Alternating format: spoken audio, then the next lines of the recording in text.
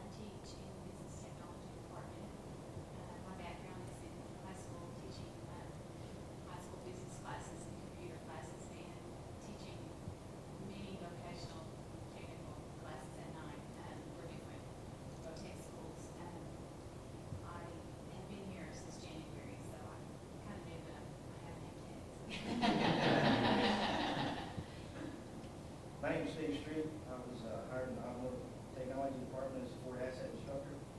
I was brought on board the last week of July. I've been in Dallas for the last 3 weeks, and this week I've been here, so I'm ready to get started when I got hired for it. I'm Frank Williams. I teach at the Noble Technology Center, the CST program. I'm kind of a returnee. I was here back in '82.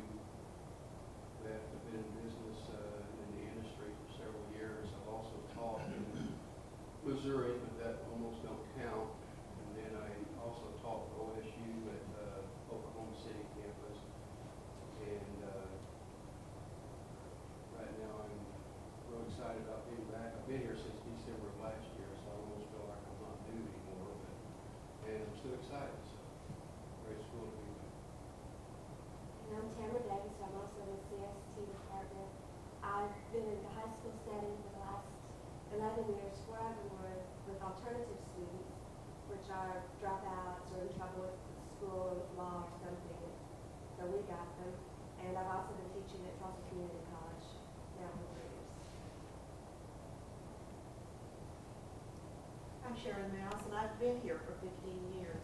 And I came this morning as Teresa Waddell's mentor, and I want to welcome you all to OSU Okmulgee. It's a very exciting place. It's still exciting after 15 years. And I teach English courses. And you're welcome to stay with us for a while, but the rest of them are going to meet with Kirk. What time are they meeting? Yeah, I think about 8:30, 8:30 over Okay. in NCAT 101. 101. So you can stay as long as you like, and or otherwise go over there whenever you're What ready. time is it now? It's about 10 after. Okay. Well, here's Bill right there, so he can tell you Kurt's over there now. But we're really glad to have you here, and that's exactly, Steve, what we're here for, is to get you into what you're hired to do as quickly as possible. And I think maybe this story will help you a little bit. I started out teaching high school vocational agriculture. I took many classes in high school, in college, and then taught myself for 3 years, and finally ended up teaching down at Texas A&M in their agriculture and engineering department. And one of the things we taught was how to identify electrodes. You know what an electrode is? Right, about so long, and it's got different colors on it, different types of coatings, and little dots on the side. It's made out of different kinds of metal. The codes E6011 means 60,000 pounds of tensile strength, and et cetera. Can't remember all of it. It's been a long time ago. But anyway, we spent hours and hours trying to figure out those codes. And you'd figure them out for a company called Lincoln. And then you'd buy your electrodes from another company, and guess what? They didn't use the same code. So all those classes and all that time, I could never figure out how to get a handle around the selection of electrodes. Well, after about 5 or 6 years in the business, I found this handbook. And it had every company that ever made electrodes. And it had what they meant, what their color code was, and all right there in that book. And so what did we do from then on? Got one of those books for every student and gave it to them.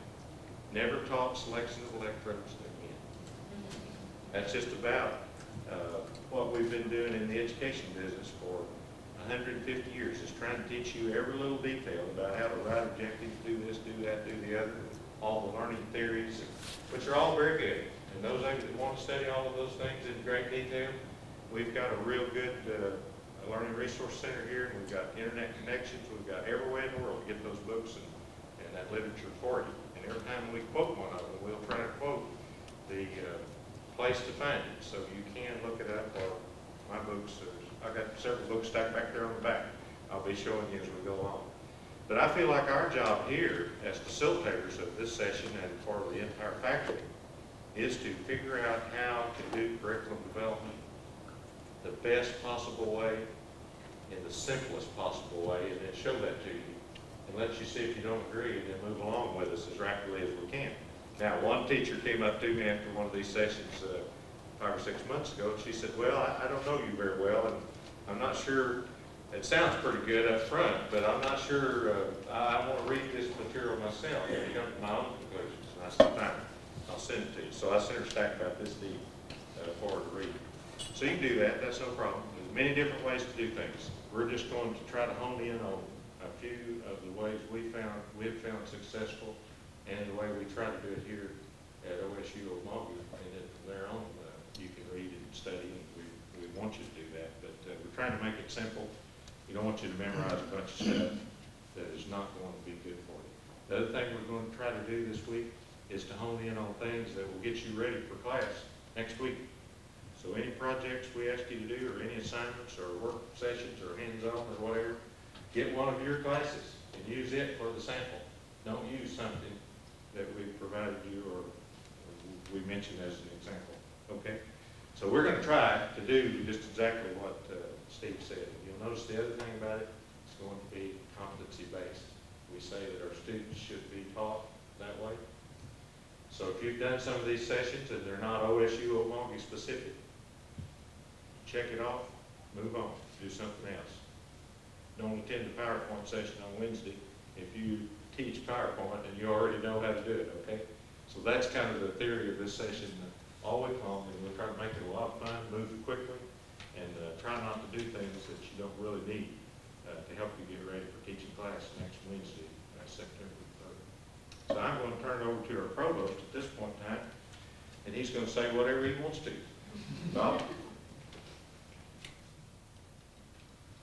Well, I have the opportunity to meet and interview all of you, and I want to say that on behalf of OSU Okmulgee, I'm very pleased that each of you are here, and I think that we feel very confident that we have selected exemplary and outstanding individuals to be with the institution. As you were going around, and by the way, you ended up with me for 2 or 3 hours Wednesday afternoon, and hopefully that session will be a little bit more fun, because I'm just going to kind of present some information this morning. As we went around the table, I want to follow up just a little bit, because we had some acronyms that kind of came out, and I'm not sure that everybody knows what those acronyms are. And every business, I guess, or organization or entity has different ones that are unique to them. But Steve said Ford Asset, and how many know what that means? Okay, that Steve, you want to? We have, this fall starts, the Ford Asset Program is the preparation of service technicians for Ford dealerships. And it's a three-way partnership between Ford dealerships, Ford Motor Company, and OSU Okmulgee. And Steve, did you say you were in Dallas the last 3 weeks? Is that what it is? So he was at the Regional Training Center, I'm guessing, of Ford Motor Company. And that's what Ford Motor Company does. They provide us a lot of equipment, a lot of training aids, et cetera, and so forth, and also a great deal of faculty upgrading. And so he participates in that. The dealership, then, in this case, you're going to be primarily responsible for the Fred Jones aspect of it. This will be the 3rd class we have with the Ford Motor Company, and this one is more oriented toward Fred Jones. The other 2 are generic ones that serve a lot of different dealers. Fred Jones came to us and said last year, we can't get enough students into the other. We want to start one of our own. And so we had to have a lot of negotiation with Detroit, because they've never done one specifically. But Fred Jones is large in Oklahoma. So that's how this comes about. So Steve's job is he'll take a new group of students that are all sponsored by a dealer, primarily by Fred Jones, and take those students from the day 1 through the graduate. Half the time, the first half of this semester, they will be on campus in class. The second half will be on a paid internship, and that's what happens the 6 semesters throughout the program. This is the 3rd class we have with the Ford program. That's preparation of service technicians. So that's a little bit about that. Of course, Diana, business technology. I think everybody probably knows pretty much what business technology is in the areas that she's responsible to. Vernon said heavy. How many know what heavy means? Or how to spell heavy as we spell it here? H-E-V-I. And you'll see that acronym, and the H-E-V are all uppercase and the I is lowercase. And that stands for Heavy Equipment and Vehicle Institute. And that serves the diesel area and the heavy equipment area. And so we have a generic program, but also we have a specific partnership we call Cat Dealer Prep with Caterpillar and the dealers, and it works very similar to the Ford program. And we also have the ACT, Advanced Career Training with Komatsu. And how many know what Komatsu is?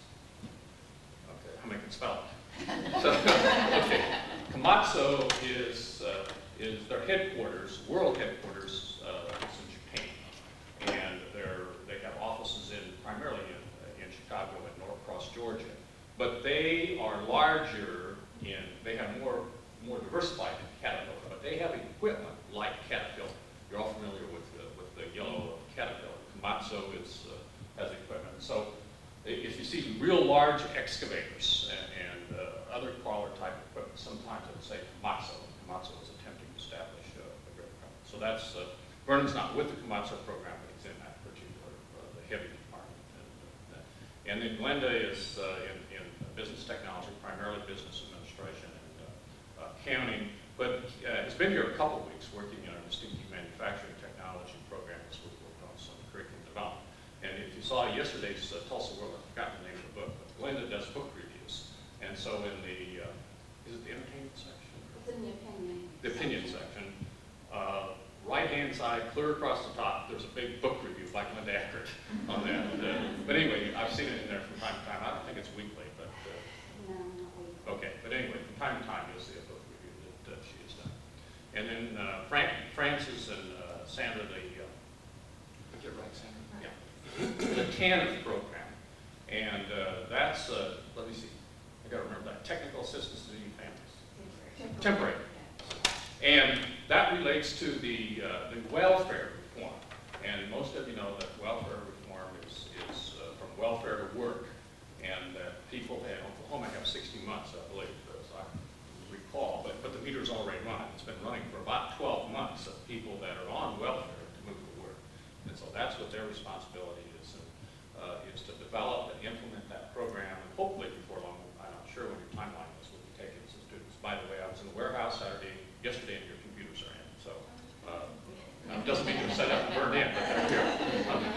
So, but they're primarily probably Okmulgee County, Okmulgee County, McIntosh, and some from Creek County. Those would be primarily the 4 counties. But I would say most of the participants that we'll serve will probably come from Okmulgee, most of them from Okmulgee, and then Okmulgee County, and then a lesser number from McIntosh, and then probably a lesser number from Creek, but those would be the people that we serve. And then Keith is said the Nissan program, the second Nissan program. We've had Nissan for a long period of time, similar to the Ford program. We have one with General Motors, one with Chrysler, one with Toyota. We're starting a second class for Nissan, and Keith's students will be primarily from Colorado and the Kansas City area, northern Kansas, Kansas City. And I think there's supposed to be 9 students coming in from Denver, 8 or 9 or something like that. So the dealers in those areas wanted a program, and we said, if you'll do certain kinds of things, we'll start a second class. And so that's what Keith is. Then Frank, as he said, had CST. How many know what CST is? Computer Systems Technology. Okay, that's the program. The old data processing program, or BDP, Business Data Processing, is CST, Computer Systems Technology. Frank was here a couple of years ago maybe. Okay, and worked actually in the computer center at that time, administrative computer. Then worked for a long period of time in Oklahoma City Public Schools. Right? And then also was, Brad might help you a little bit, he was in the restaurant business for a while. But came back to teaching. And then Tamara is in the CST program also. And as she said, she's come from Tulsa, Computer Systems Technology. And that program is really going through a tremendous amount of growth. Electronics and computers and all that is great. Then Curtis Evans. Curtis is the Technology Resource Center. Primarily what the Technology Resource Center does is provide services to business and industry. And we're really focusing on the small and medium-sized businesses, and particularly metal manufacturing firms, but they do provide services to others. It's an outreach kind of program. They do classes on campus, they do classes out, they do consulting work. A lot of their work is CAT. It's a defense logistic agency working with Tinker through OSU back, and it's because airplanes, we met a while back with General Paratus, is that how I say his name? He's the head of Tinker Air Force Base.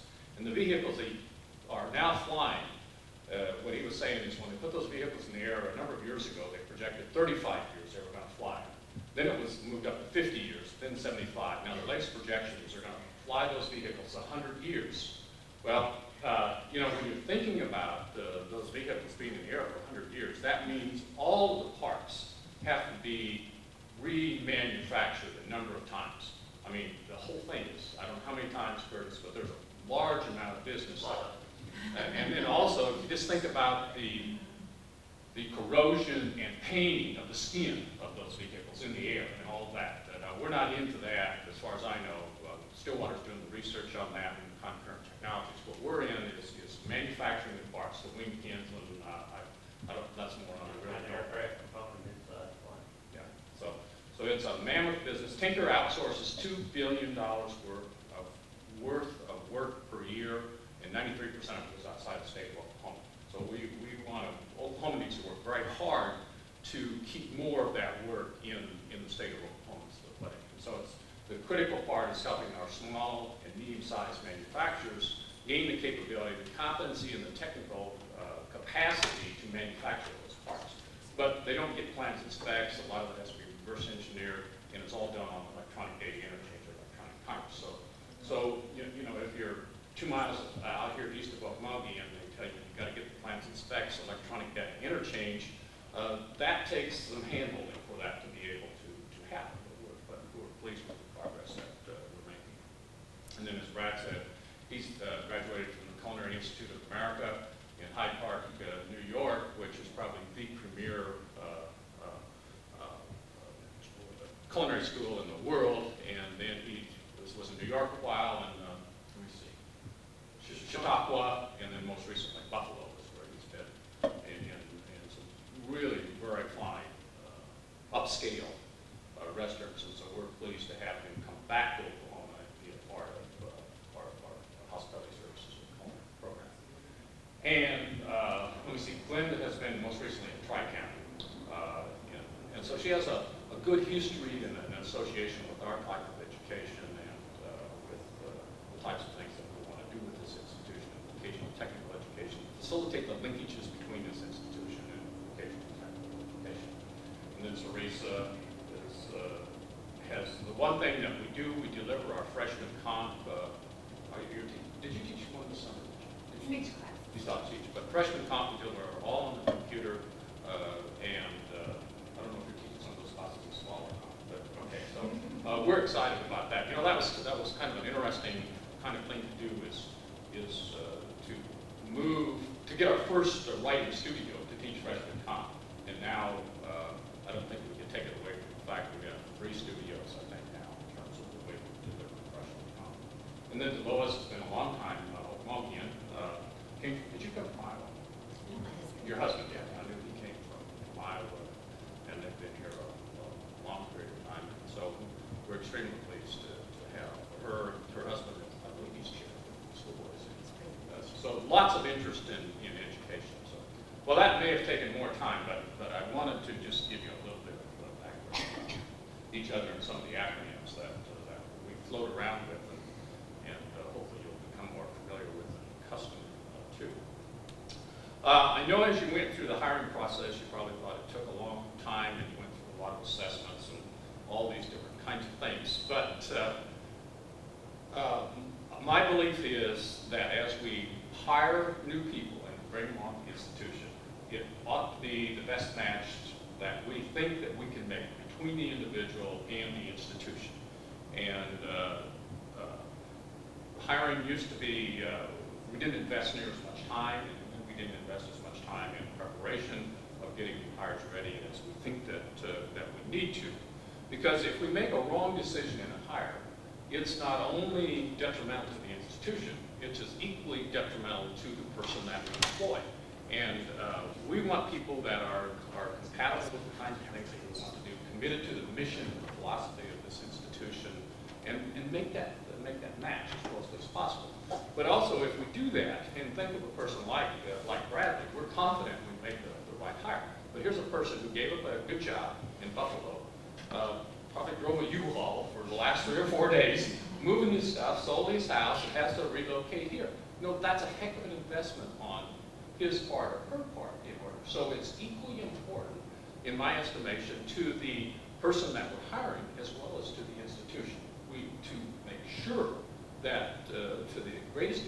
possible. We've made the best match possible. And so I'm not convinced that we invest even enough time in the hiring process yet, but at least we do a lot better than we used to 15 and 20 and 30 years ago when I first got into this process. I guess it just took me a long time to realize that one of the most important things that an institution, educational institution, does is hiring new people. Because you just can't get there where you want to go if you don't have the right people, if you don't have the right mix, you don't have the right personality, the right competence, the right capabilities. Now let me tell you, I'd much rather have the right attitude and less on the skills than real strong on the skills and the wrong attitude. Because you can't get there either. If individuals, as all of you, come with the right attitude, and I'm convinced that you have, we can help and we can work together and get the skills. But if you have the wrong attitude, we can invest all we want in the other kinds of things, and it just never happens the way that we really want it to happen. Well, this morning I'm out of time, but I'm going to borrow a little bit from Toby. And this might be a little bit boring, but I want to spend some time on it. I want to talk just a little bit about the mission of this institution, because I think it's important to set that in.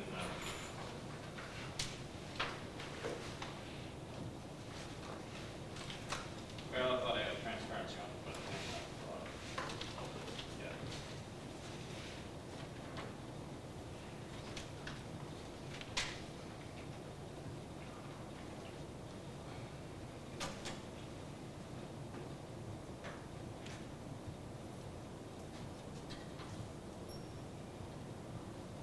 And you can read that, and so I don't need to read that to you. But the thing that I want to emphasize, that this institution is a singular purpose institution, and it's technical education. That's it.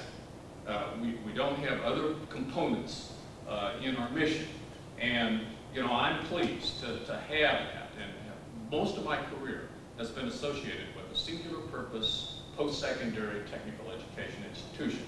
And I think that when you have a singular purpose, you know where your resources go, you know what it's about, and you set about doing it. And you stick to the knit in terms of preparing people for employment.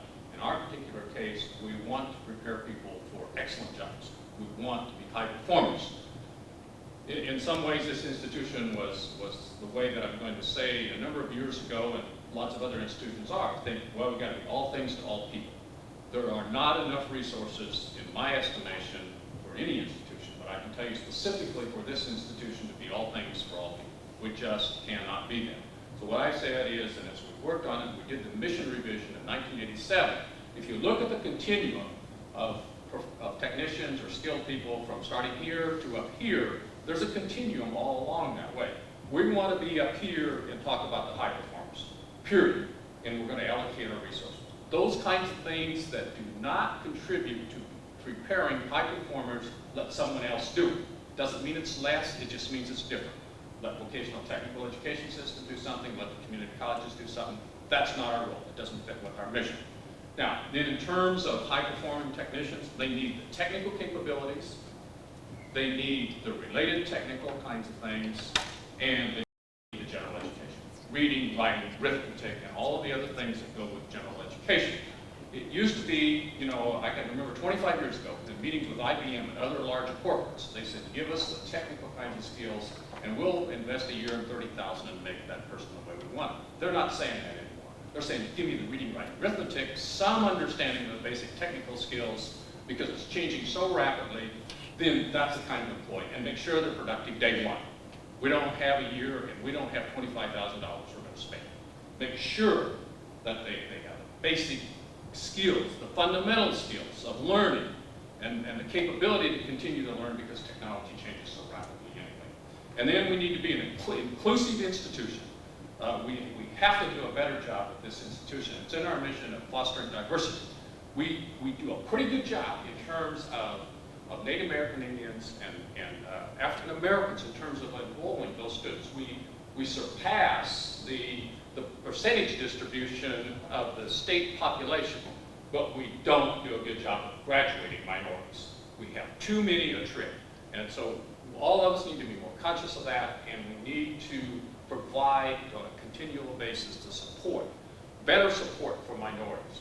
because I can tell you there are that we need to capacitate everyone and to their fullest capability. Because if you just look at what's happening in the paper and the kinds of things, unemployment and so forth, there isn't employers are needing jobs. And by the way, the business section of the Tulsa World carried a great article for us yesterday on our working relationship with the Mid-American Industrial Park and things happening there. Because the reason that's happening is they can't expand. There's 50, 60 industries there. They can't expand. They can't grow. They can't hire more people, and many of the people have plateaued out in terms of their capabilities. And so what they want essentially is a college experience right there on site so that they can increase productivity, bring in higher technology, and those types of things. So that's what we're doing at that. And it's going to be a really exciting relationship as that continues to develop. So anyway, that's the general education. People, we also want you to foster community involvement, civic involvement, and those kinds of things. Those are important, and employers are looking for those kinds of individuals. So that's the mission of this particular institution. We're proud of it. We're going to stay real narrow on it, and whatever resources we get, we're going to allocate it to doing those types of things.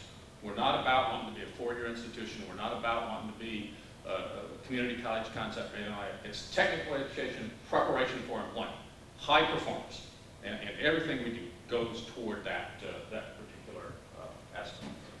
I'll hurry along here, Toby. No, we've got plenty of time. No problem. One of the other things is that as we conceptualize and as we think about our relationship as it relates to the preparation of technicians, it's critical that we have the linkage between this institution and employers. If we operate in a vacuum, then we can't respond to or provide employers the kinds of technicians that they need. And they can't operate without us, without higher education. It goes hand in glove, and it's in that relationship, in the investment that employers and business and industry is making in education is more and more significant all the time. We're working hard to have all of the areas have certified competency lists, so that and those need to be reviewed at least annually with employers, so that they tell us, and we want them to sign off. These are the kinds of knowledges and skills and attitudes we want our graduates to have. We're working, as Toby mentioned, towards competency-based education.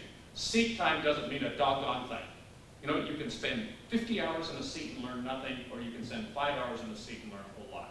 I want active learning. I want learning in a contextual environment, because I think you can deliver math and English contextually exactly the same way that you can deliver something on the computer or the electronic command control on an automobile.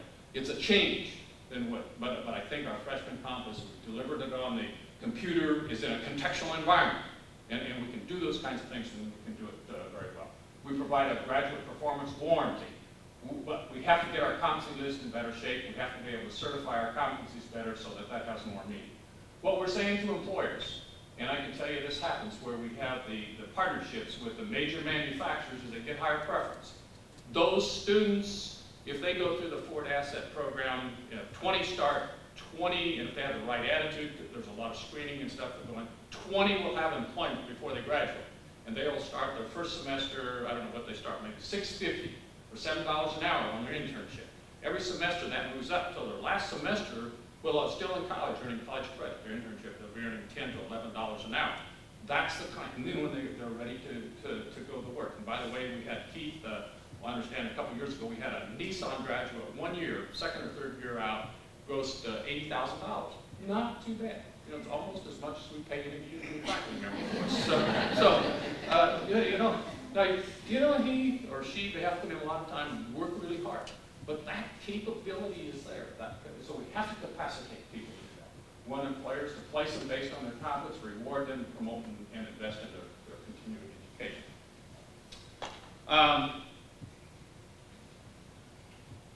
I'll spend more time on this when we talk about Wednesday afternoon, when we talk about the teaching and learning process.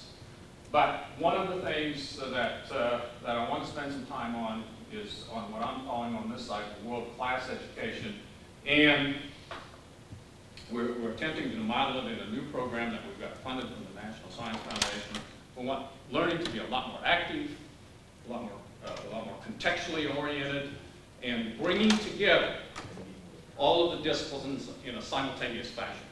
I think we historically in higher education, and still are, we're too discipline oriented, and there isn't a relationship between math and calculating the stress for a piece of red iron that goes into a building. There isn't that relationship. We can tell them in an abstract way in math, and we can go over here and calculate it in a technical way, but we need the gen ed faculty and the technical people working together in that, so that there is a great deal of relevance. We pull all those things together for the people. So those are some of the kinds of issues that we want to deal with, and I'll spend more time on that later this week. Last thing I want to talk to you just a little bit about, and we have 11 accountability measures that we evaluate ourselves against on a continual basis. And these are the generic sense, the accountability measures. Too often, higher education has not been accountable to anybody, in my estimation. And we may not have to have a whole lot of external accountability, but if we have any conscience at all about ourselves, we have internal accountability. And we say on a continual basis that there are things that we're going to do better, and we're going to do it better every year, and we're going to be able to measure and document that we're continuously improving. And so, increased graduate placement in appropriate technology positions.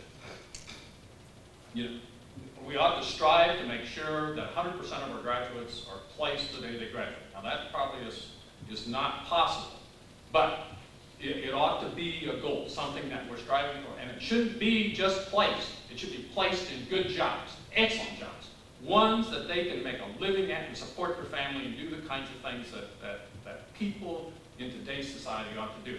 It's not minimum wage jobs. It's good jobs and those that have the potential for advancement. Improve graduation rate by all student groups. We need to do this. We've made some progress the last 3 or 4 years, but it's not satisfactory yet.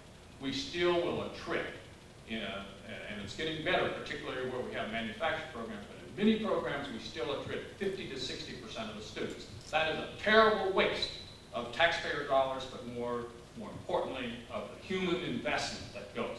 Now, not all of those individuals could graduate, but the ones that really irritate the dickens on me that have a 3.0 or a 2.5 or a 3.2 and a trip from this institution, because academically they have the capabilities. Somehow we have to work harder to do that. Evaluate employer satisfaction. We need to make sure that we're continually asking employers feedback about our graduates. Raise student satisfaction with institutional programs and services. We do that and we rate it on a scale of 1 to 5. 1 being the best and 5 being the worst. And generally across the institution we do pretty good. But as far as I'm concerned, anything that's below a 2 is unsatisfactory.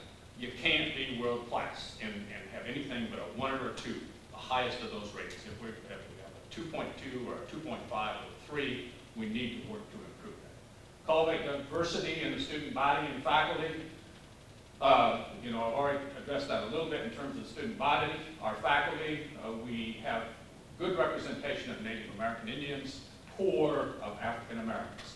And we need other role models of female faculty in non-traditional areas. We don't have a female electronics faculty person, and we need to have one. Extend our commitment to high performance organization, excellence in all facets, efficiency, and constituent external dollars. We do a pretty good job of generating external dollars, but we need to continue to work on that.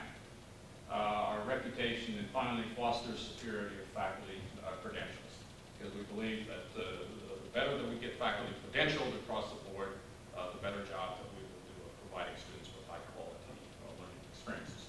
Well, again, I'm very pleased that you're here. Hopefully the next 3 or 4 days will be a rewarding and helpful experience. We'll have the opportunity to spend a little bit more time with you Wednesday. I just want you to know that my office is always open. I'm not always there, I can't always, but you can come in any time. And if Dorothy and Pat will figure out a way that we can get together. I don't get out and walk around as much as I should, but I've kind of made a commitment to myself, I'm gonna do a better job of doing that this year. So if I just walk in your classroom or lab, it's not that I'm checking on anything, it's just that I'm curious about what's going on and want you to know that I care and care about what's happening to students, because that's the only reason we're here. The only reason we're here is to prepare students to become something better that they could become if we hadn't had an intervention with them. That's why we're here. You know, so again, thank you very much, and we'll talk to you all later.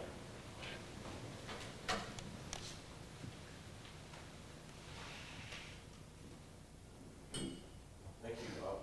You might have noticed we tried to, Jerry Zink back there got this on videotape for us, because we've got a couple of faculty members that are not here, and they've been able to come next week because of their job commitments. So we're trying to set this up and get them a book fixed up so they can do as much as possible asynchronously and still get the basic things that you're getting this week. As always, with a brand new task, this workshop, I think it's the first one. Is this the first one we've done? First one we've done since I've been here. Yeah, other than general orientation. This is not going to be an orientation. I'm glad you mentioned that, because we'll have an orientation session and do those normal things later on in the year. We're strictly going to stick to educational things, academic things that help you get ready for class. And it reminded me of another situation. I agree that we do not have time to do this week.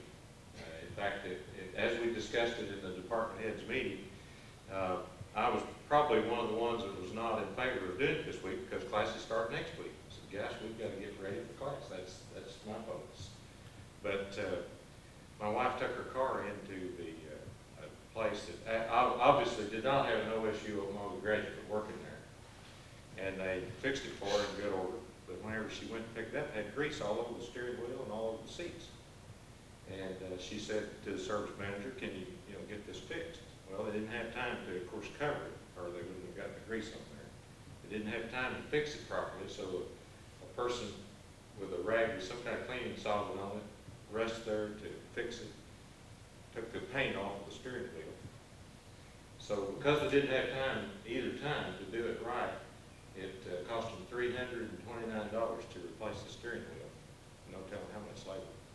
And I had to take my car back twice, which I was not happy about that. Most of us don't have a lot of vehicles sitting around just waiting to be driven. So anyway, and their comment, the service manager's comment was, is we've just been so pressed for time and so much work to do that we just did not have time to do it. And he pointed over to the plastic steering wheel cover and the covers for the seats right there. Well, so as I thought about getting ready for this, we don't have time to do it, but we don't have time not to do it. We're going to do some things this week in talking about getting ready for things that OSU Okmulgee does and is going to do in the next 3 years with North Central accreditation, the program review, all of these kind of things are going to come together that would take you probably 6 or 8 months, maybe a year to ever assimilate if you didn't come together like this and think about it. You'll be far ahead of many of our full-time faculty, our faculty that have been here many years, because they won't have gathered like this and talked specifically about these things. So we're going to try to get that time factor down so that everything we do fits, gets you ready for school next week and the things that are going to happen here on campus. And then you're going to help decide which of these functions that you attend and how much time you spend on them. And along with somebody from your department here later this morning, we'll meet with them and talk about departmental issues and all that. So hopefully we'll focus right in on what you need and the things that will help you get ready for classes next week. Now, as is always, with the new workshop, we thought we had this figured out, and I'm going to give you a presentation next on the Learning College. I've got it on PowerPoint. Hopefully it's going to be ready over in Seminar 8. I had it on my laptop. One of the faculty members left to go out of state Friday, really needed the laptop. So at that meeting we were all at Friday, I went over and called Becky, the librarian. She said, sure, you can borrow mine. So I loaned him mine. He left the country with it. Becky called yesterday and said her laptop crashed, the hard drive didn't survive the weekend. And so Bill Watson's overloading it in Seminar 8. If that fails, I've got copies of all the slides in your notebook, and we will do it anyway. But anyhow, so if you just take a few minutes, does anybody know where the Nova Center is?